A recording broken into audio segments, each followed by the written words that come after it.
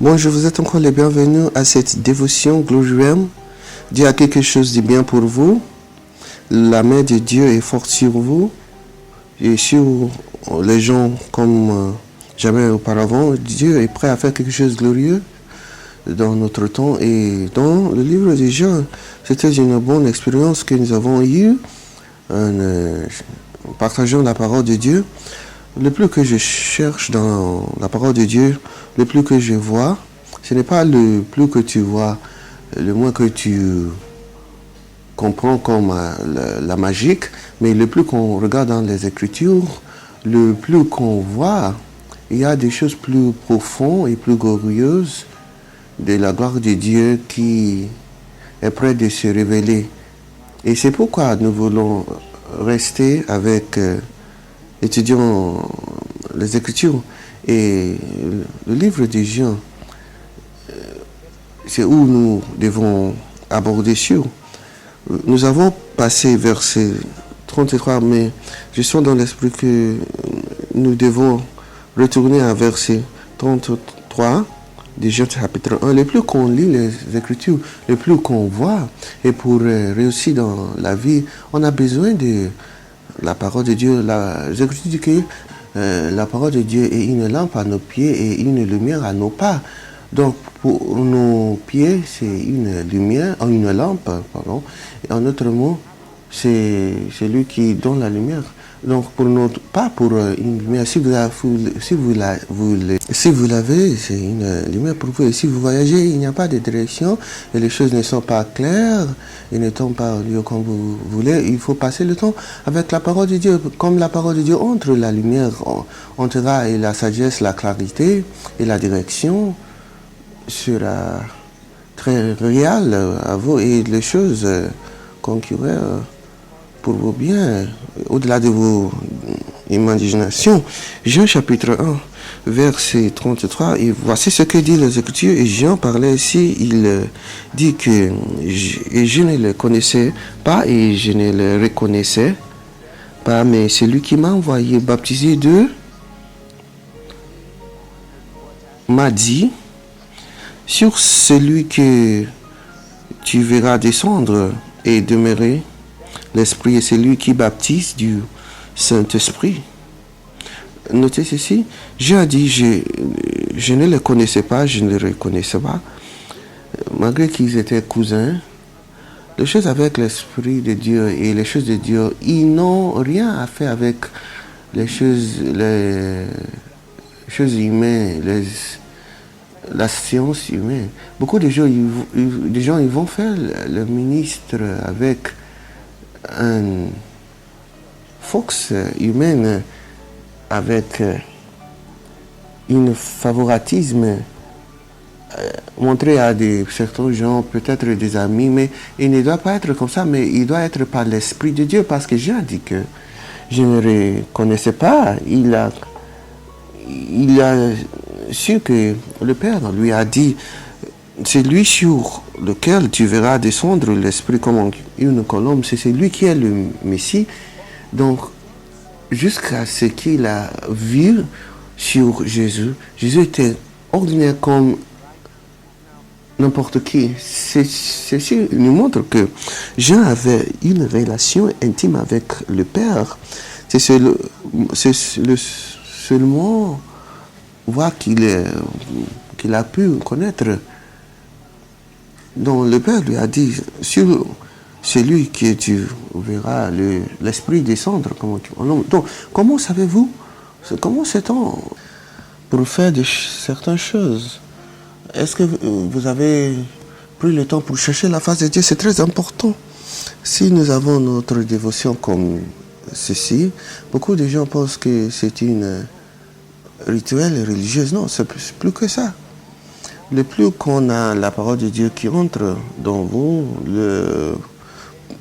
plus la lumière que vous avez et votre capacité pour reconnaître la volonté de Dieu. Et la volonté de Dieu sera très très claire, très forte. Vous ne marchez pas dans la conviction, mais par la direction de la parole de Dieu. Mais lorsque vous marchez avec votre sagesse et votre connaissance, vous aurez beaucoup de problèmes. Dieu ne veut pas ça pour vous. Il a dit,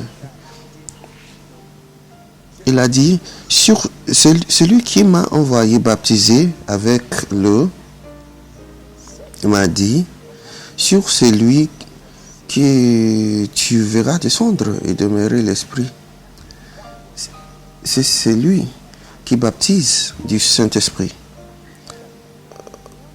Jean avait une clarité de ce qu'il cherchait. L'instruction était claire. Il a compris la volonté de Dieu et quelle était la tâche. Et il a connu que voici ce qui se passera lorsque je rencontre la Messie. Et quelque chose est révélé ici. Il a dit, cet homme-ci, sur lequel l'Esprit va descendre, c'est celui qui baptisera du Saint-Esprit. C'est très étonnant. Jean baptisait de l'eau, mais lorsque Jésus arrivera, on a dit à Jean qu'il baptisera avec le Saint-Esprit. Le baptême que Jésus offre est plus que le baptême de l'eau. Qu'est-ce que ça veut dire baptiser? Ça signifie plonger, pour être enterré, pour être complètement submergé dessous. Donc, lorsque Jean a baptisé des gens, ils étaient plongés sous l'eau et ils étaient ramenés de l'eau.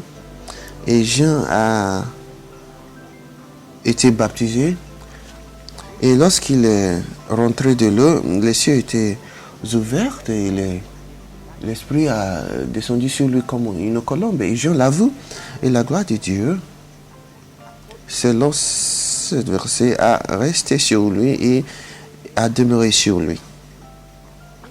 Parce que le Saint-Esprit est descendu sur lui et il a demeuré, ça veut dire que la personnalité du Saint-Esprit était là-bas et il a pris résidence avec lui. Et parce qu'il avait le Saint-Esprit, une surabondance de l'Esprit de Dieu, l'Esprit de Dieu viendra sur tous ceux qui étaient sur son ministère. Et c'est pourquoi lorsque Jésus a prié pour le Saint-Esprit, a prié pour des malades, les gens ont été guéris parce que c'est lui qui baptise avec le Saint-Esprit. Jean a dit, on baptisera du Saint-Esprit. Jésus n'a traité pas avec les hommes avec son sagesse ou expérience, mais il était une surabondance sur lui.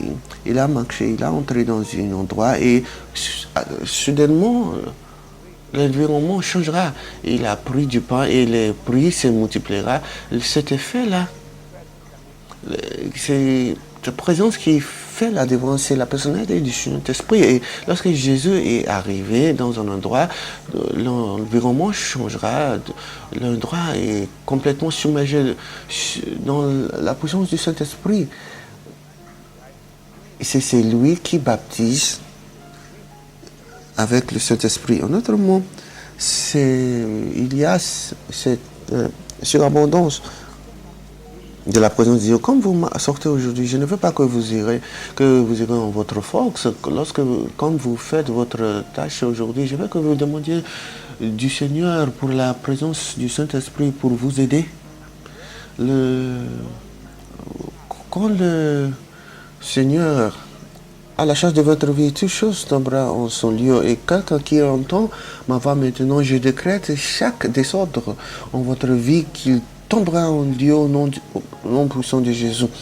Ce que le diable a déréglé, je commande qu'il soit mis en place maintenant. Il y a quelqu'un, toute chose n'est pas en place. Vous regardez, vous écoutez cette émission, mais par l'autorité dans le nom de Jésus. De ce moment, j'entends que les lits tomberont de lui agréable pour vous. La faveur vient sur vous, la gloire de Dieu qui coule de la présence de notre Seigneur et Sauveur Jésus, comme vous le demandez qu'il prend charge de votre vie, il va submerger votre vie entière, votre être entier, et il va détruire chaque maladie. Et je décrète la force sur quelqu'un, la vie sur votre être. Donc, les ténèbres qu'ils sortent maintenant, parce que Jésus est la lumière du monde, et lorsqu'il entre, la puissance de Dieu vous libère maintenant. C'est bien avec votre corps, votre âme et votre esprit. Jusqu'à demain, je suis Igor Louis Chebebourou. Que Dieu vous bénisse.